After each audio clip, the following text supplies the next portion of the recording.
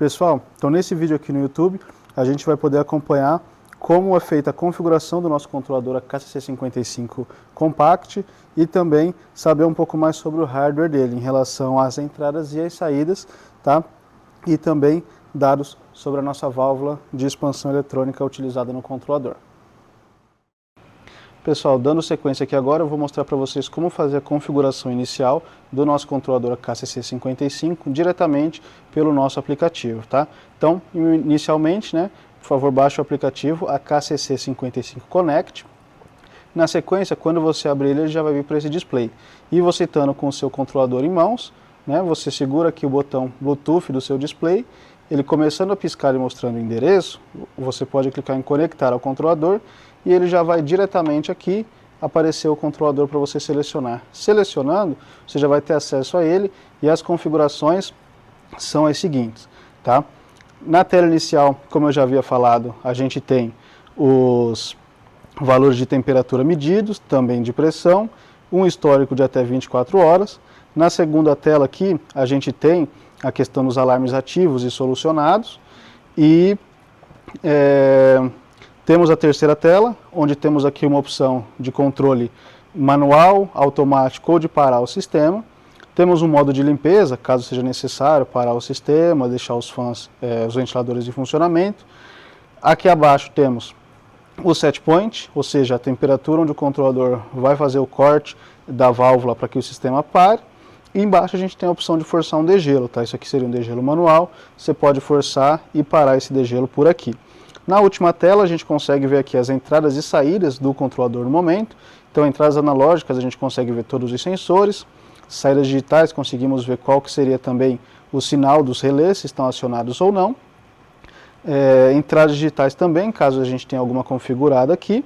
Tá? E voltando aqui para o menu inicial, indo aqui na lateral, certo? Tem esse botãozinho aqui. Indo na lateral, a gente tem a opção de gráfico, arquivo de configuração, informação no controlador, setup rápido, menu de parâmetros, histórico e configurações do aplicativo.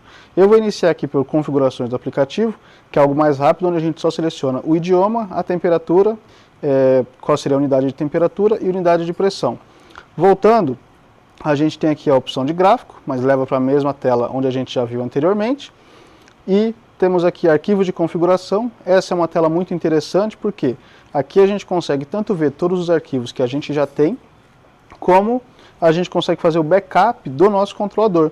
Então nesse caso aqui eu vou configurar ele primeiro, depois a gente volta aqui e faz um backup. Tá? Na sequência a gente tem o menu Setup Rápido. Nesse menu a gente consegue fazer as configurações iniciais e mais importantes do sistema.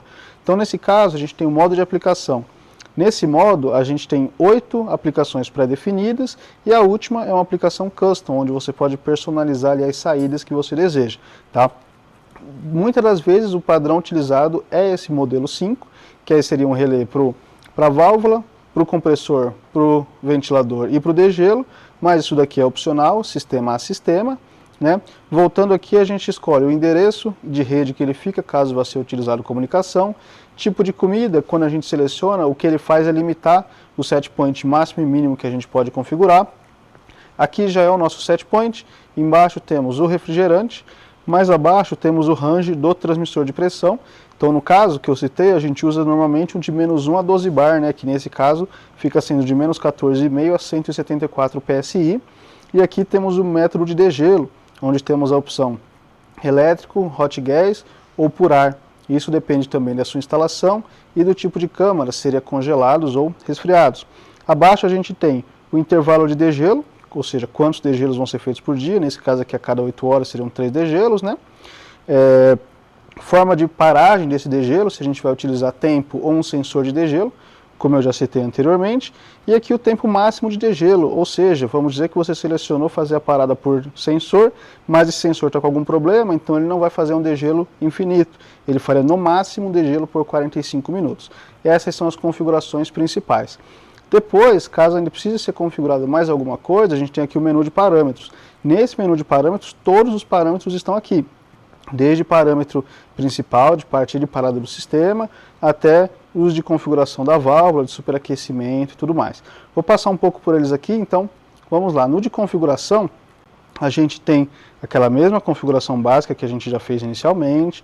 Aí depois a gente vem controle de termostato, qual que seria o set point para corte dele e também o diferencial. Então nesse caso aqui, né, ele corta com 24 graus e religaria com menos 21 graus. Perfeito. Aqui a gente tem outros parâmetros, mas eu não vou me atentar muito neles porque a gente normalmente não os configura, tá? Na sequência a gente tem alarmes, onde a gente consegue colocar quais seriam os alarmes, quando a gente quer que eles sejam acionados, ok? Isso basicamente por temperatura.